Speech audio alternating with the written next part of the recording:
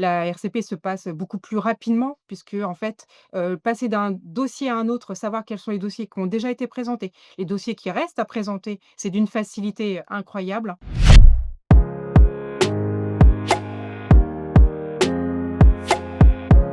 Je m'appelle Marianne Véry, je travaille dans le service d'oncologie médicale de la Pitié. Ça fait plus de 10 ans maintenant que je travaille à la Pitié-Salpêtrière et je suis chef de projet pour le réseau Cancer VIH, qui est un réseau labellisé par l'Institut national du cancer qui est dédié à la prise en charge des cancers chez les personnes qui vivent avec le VIH.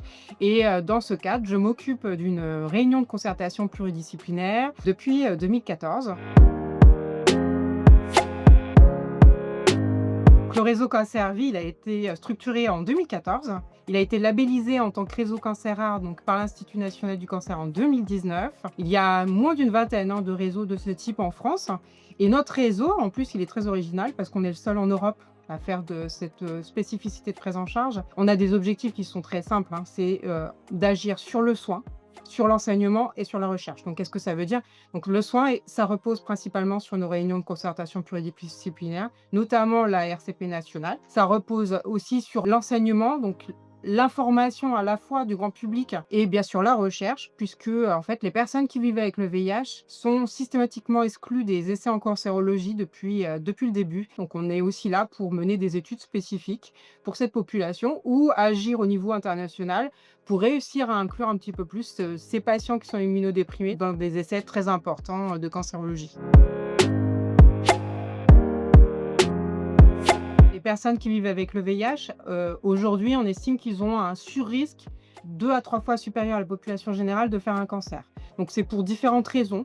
Donc déjà, il y a des cancers qu'on appelle classant sida qui sont directement liés au VIH. C'est-à-dire que le VIH est capable d'augmenter, par exemple, l'inflammation au niveau local et de, malheureusement, créer lui-même, des cancers. Il y a aussi le poids des co-infections. C'est vrai que les personnes vivant avec le VIH ont un poids des co-infections virales, notamment les hépatites, qui est plus important que la population, générale.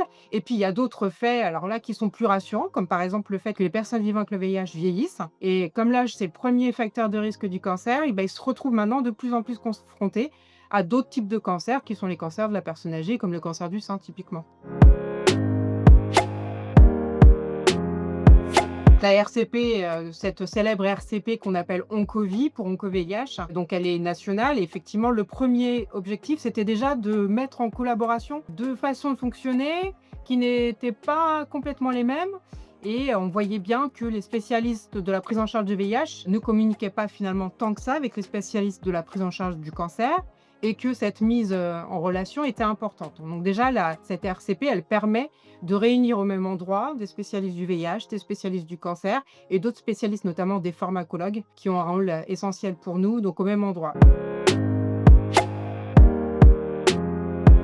Les principaux demandeurs de notre RCP nationale, ce sont les infectiologues parce qu'on a beaucoup de maladies de Kaposi, par exemple, qui sont des cancers, un peu particuliers qui sont pris en charge par ces spécialistes. Mais on a aussi beaucoup de demandes, de cancérologues, des hématologues, des radiothérapeutes ou des oncologues médicaux et en fait, on a aussi la participation de pharmacologues à notre RCP et en fait, c'est essentiel parce que quand on vit avec le VIH et qu'on est atteint de cancer, le problème, c'est qu'on a 2 types de traitements en même temps et ces 2 types de traitements, des fois, ne fonctionnent pas bien ensemble. On peut avoir des problèmes d'interaction, on peut avoir des problèmes de toxicité. C'est là où, en fait, l'intérêt d'ajouter des professionnels de santé en plus, nous permet d'avoir une discussion vraiment optimale sur la prise en charge.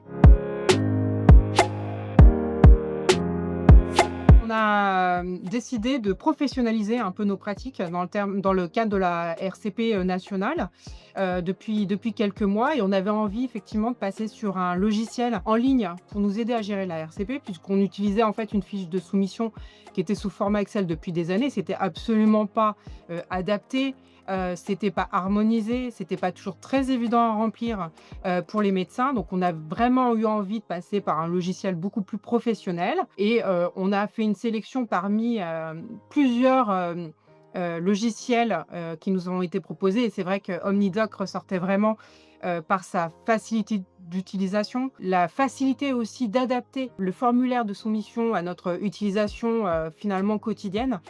Donc c'est vraiment un logiciel qu'on a plébiscité et aussi parce que, de plus en plus de médecins en France ont un accès à OmniDoc connaissent cet outil. Donc finalement, pour eux, c'est d'une facilité d'utilisation, mais incroyable. Notre RCP, elle se déroule 2 fois par mois, le mardi soir, donc en webconférence. Avant, on avait beaucoup d'hybrides, de personnes qui venaient sur place et de personnes en ligne. Là, c'est vrai que c'est devenu tellement facile de se connecter et d'utiliser l'outil en ligne que maintenant on est pratiquement à 100 à distance. Donc c'est très facile en fait d'utiliser cet outil. Je fais un rappel une semaine avant à tous mes contacts. J'ai une liste d'à peu près 550 noms en France, donc des médecins, qui prennent en charge à la fois le VIH ou le cancer. Je leur envoie le lien vers notre, site, enfin notre page spécialisée Cancervie sur le site d'Omnidoc. Ils remplissent en ligne et ils se connectent ou pas, selon leur disponibilité, pendant la RCP et on présente les dossiers. Ce qui est génial avec cet outil, c'est que déjà on peut avoir des pièces jointes, on peut voir des photos en direct, on peut voir des comptes rendus, d'anapath, de radiologie en direct. Donc ça, c'est vrai que c'est un vrai plus par rapport à notre, ancien, système. On a pu aussi intégrer un type de signature adapté à ce qu'on faisait déjà. Donc en fait, j'ai, déjà plein d'informations, pré-remplies. Donc ça me fait gagner, beaucoup de temps. Le principal intérêt aussi de cette solution, c'est qu'une fois que la RCP est terminée, et qu'on a clôturé le dossier, le compte rendu part immédiatement et ça, pour nos médecins référents, c'est un vrai, gain de temps, dans la prise en charge, de leurs patients. La mise en place d'Omnidoc, pour nous, ça a eu un impact, significatif et d'ailleurs on a fait des émules puisque un certain nombre de nos collègues qui ont aussi des réunions de concertation pluridisciplinaire nationale nous ont contactés pour nous suivre et le mettre en place aussi l'outil, derrière nous. En termes de fluidité, c'est sûr c'est indéniable, on a un vrai impact.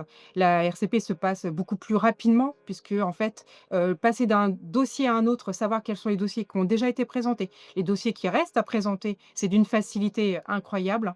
Ça c'est évident. Ça nous a permis aussi d'harmoniser un petit peu nos pratiques, d'être sûr que, on a des données minimales pour chaque dossier qui sont remplis et qu'on soit sûr qu'on ait assez de données pour, pouvoir discuter du cas et rendre une expertise, voilà complète sur l'intégralité de ce qui nous est demandé.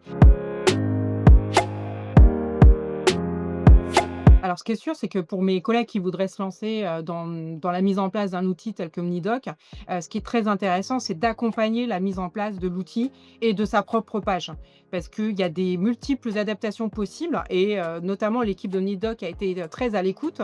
On a dû modifier 4 ou 5 fois, notre fiche de soumission pour qu'elle soit exactement l'outil qu'on voulait pour adresser un patient. Pour ça, l'équipe d'Omnidoc suit vraiment de très, très près. Et il y a un accompagnement au début, notamment, l'équipe d'Omnidoc était présente pendant plusieurs RCP. Donc ça, faut pas hésiter à leur remonter tous ces soucis-là pour avoir un outil qui est le plus optimisé possible. C'est vraiment, l'outil que je conseillerais, en tout cas en cancérologie. Je trouve qu'il est particulièrement, bien adapté à cette spécialité qui est la prise en charge du cancer et donc vraiment je recommande, Omnidoc, à 100 %.